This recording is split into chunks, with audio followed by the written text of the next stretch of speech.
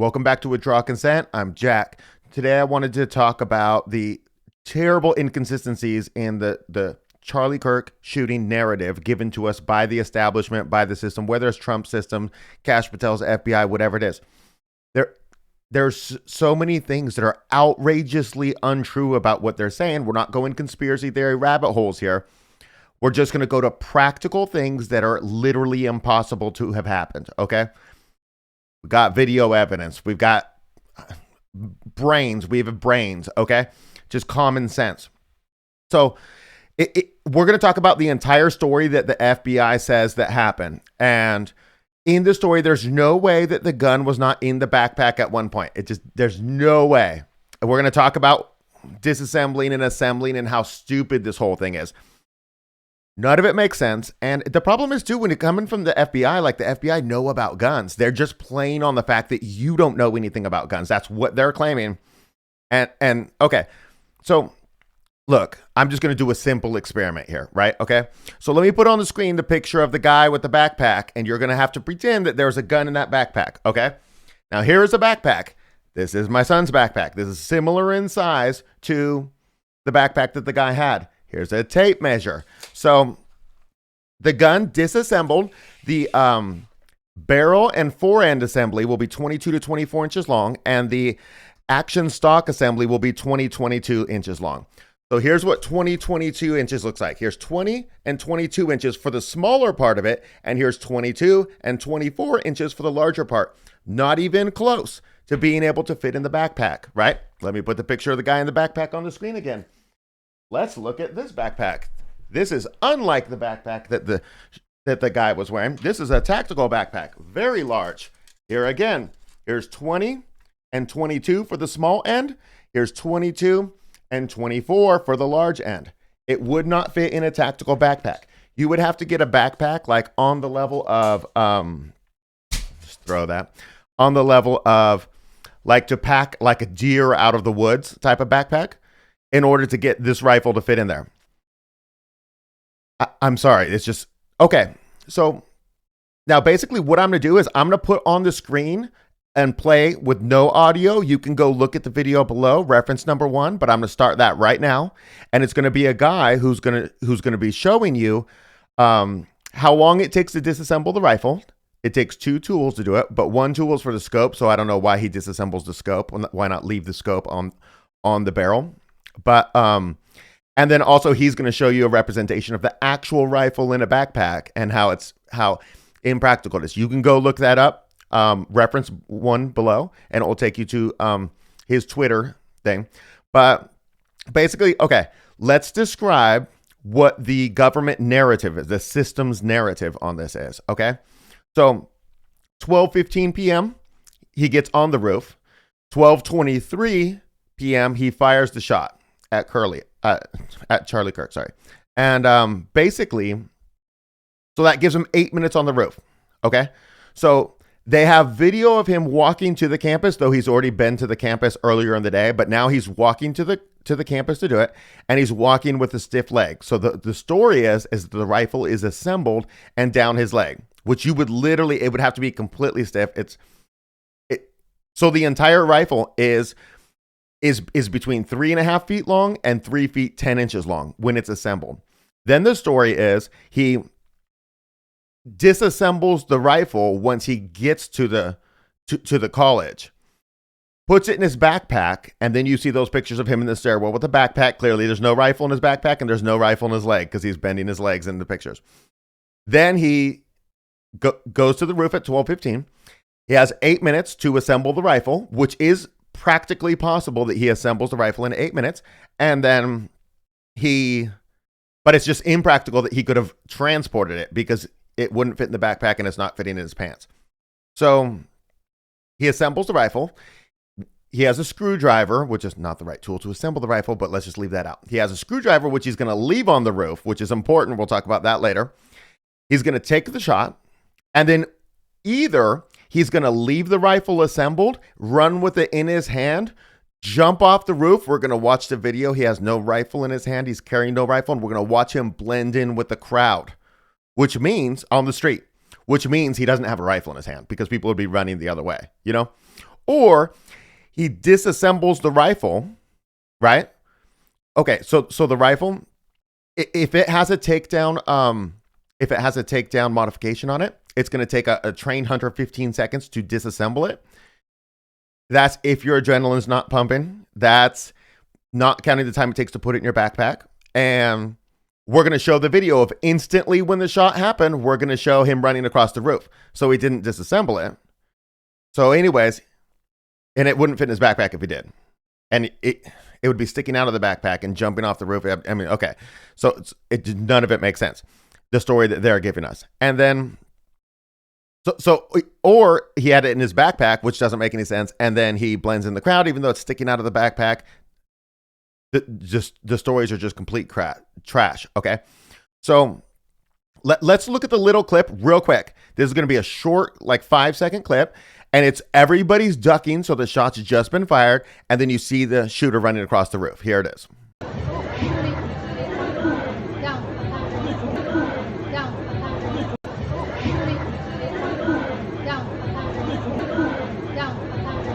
Okay, so obviously he didn't take. Okay, so if it doesn't have the takedown, modification on it, it's 2 to 5 minutes to disassemble. So he obviously didn't disassemble the rifle with either the takedown modifications or without them. He didn't. He just ran across the roof. Okay. Now you could posit that he hid on the raised part on the top of the roof and then disassembled it there. But the problem is he's already left a screwdriver back there. And if you go with the disassemble argument where he disassembled and put in his backpack, even though it's impossible to put it in the backpack, to fit it in the backpack, then you have to say he took it to the forest and reassembled it in the forest with the weapon. He reassembled it for the FBI to find, well, the FBI found it, so just so much nonsense going on.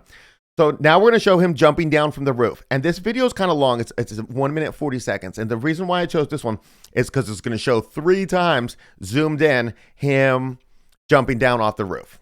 So let me start playing it now. And I'm just going to talk over it because it's surveillance footage and it has no sound. So here's that video. You're going to see that raised part in the middle, which is what I was talking about, where he could, and you can see the timestamp, 12:23. This is the exact minute that Charlie Kirk was shot in. So he appears about 40 seconds into the minute. So a maximum of 40 seconds has elapsed right now from the time that the shooting took place. So here's him jumping off the roof. You can see him grab his backpack when he lands, and it looks like he scoops something else off the ground. So he stops and scoops something else off the ground. We're going to see that jumping off the corner 3 different times in a row, and then we're going to see him blend in with the crowd. But there's no rifle in here. There's not even much in the backpack, honestly. Okay, there he goes. He's got his backpack in his right hand. It looks like he picks up something with his left hand, but the thing is not a 3.5 foot to 3 foot 10 inches rifle. And obviously it can't be, because as soon as this clip ends right here, it's going to pan to the right and he's going to just start walking on the sidewalk. There's cars. There's a person walking by. Like, okay, so here he goes. So he's running. So it's clearly not in his pant leg. It's clearly not in his hand, and it can't be in his backpack. So you see the person on the right over there that he's going to start walking behind. There's going to be some cars driving by. Nobody claimed that they saw somebody with a rifle on the road. So where's the rifle? Going to pan right. And boom, he's just blending. Stand by the road a little bit. Some cars are going to drive by, and the clip will end. So my point here is that that guy right there that they're showing you the picture of, that guy did not take the rifle to the woods. That guy did not. I don't know what that means, and I'm not trying to draw any conclusions here. I'm just trying to point out all the absurdities about the stuff that they said. Let me put a picture of the gun found in the woods up on the screen. I don't know why it's in a cardboard box here. He clearly wasn't carrying a cardboard box. I don't know if they just put it in a cardboard box because they're going to take that to Quantico for analysis. I'm guessing that's the case because there's no claim that he had a cardboard box. There's a claim that he had a cloth wrapped around it. And so that just is what it is. Okay. So now let's talk about just crazy, stupid stuff. Okay. So The suspect was identified as having on black tactical gear and a black tactical helmet. We have the radio call of them saying they're looking for a subject in black tactical gear and black tactical helmet. Let me put the picture up on the screen that the FBI put out of the guy they're looking for. That is not black tactical gear nor a black tactical helmet. That a black tactical helmet is a ballistic helmet. It's a whole thing. You know, it's not small.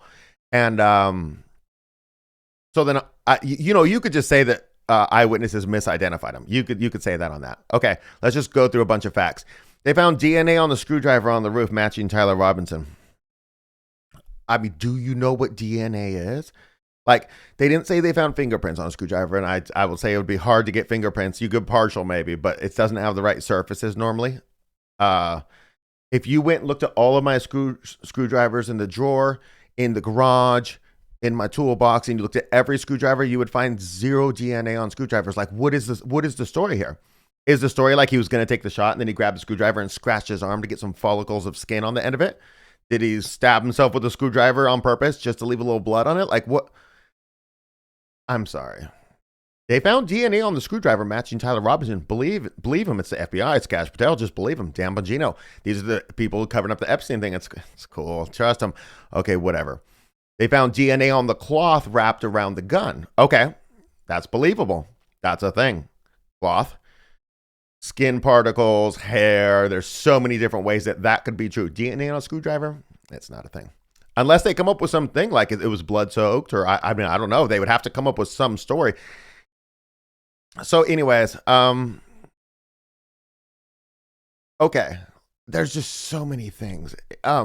So look, they've got this whole story that they went and talked to this guy. His name's Lance Twiggs. He's the girl. It's the guy who's transitioning to be the girl. He's the roommate of Tyler Robinson. They're renting a place from Lance Twiggs' parents, and they live together. They're lovers and all this. But like, they have this whole story where the police went to Lance Twiggs and said, "Hey, you got any documentation and stuff?" Yeah, I got. It was like, okay, so he wrote.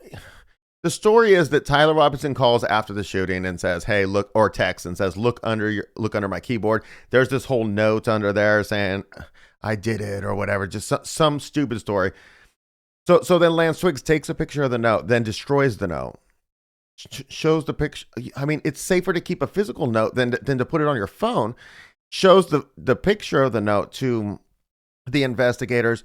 Brings up all these Discord messages. The cops take a bunch of pictures of the Discord messages. They admit everything. There's memes about this where they just say, "Hey, Cash Patel's FBI office is such good investigators that here are all the details of, just making it up. Like, just, it's ridiculous." So then Discord comes out and says, "No, none of that stuff ever existed on Discord. We've scoured Discord. None of it exists." Do I believe Discord people who I don't know who these people are, or do I believe Cash Patel's FBI that's actively covering up Epstein stuff, actively covering it up on purpose, lying, saying, "Hey," look, like Dan Bongino looking you in the eyes and saying, "Hey, we're going to give you unedited footage. It'll show his door." Doesn't show his door. It's edited. You took 1 to 3 minutes out. When you do show us the 1 to 3 minutes a month later, sure enough, there's somebody visible on the staircase. Like, I mean, you've got to be kidding me that you would believe these people. I'm just going to pick random people like Discord, So, I mean, the guy on the roof definitely didn't take the gun to the woods. There's definitely a setup in progress. There's definitely a setup. And people are like, "Oh, but he turned himself in." Okay, look. You put a picture of me out there and say, "Hey, we're looking for this guy in conjunction with this shooting." I got a couple choices. I can off myself, I can turn myself in, or I can go on the run. Those are my choices.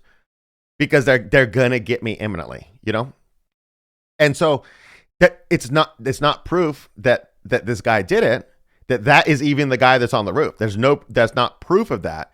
It's just like, what do you do at that point? You turn yourself in. Like, what else are you going to do? And he even talks about either that or offing himself. So he hasn't confessed as of the time of filming this video, which is on the 19th, Friday, September 19th. And that he turned him in isn't a confession. It's just turning yourself in.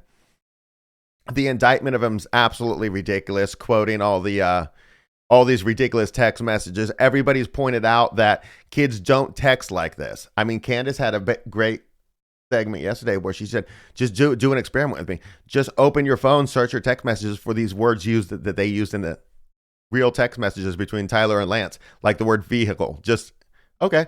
And I did it, and sure enough, it says, your vehicle is ready at the repair shop. Like, you don't text like that, and I text way formal, all the periods, all the commas.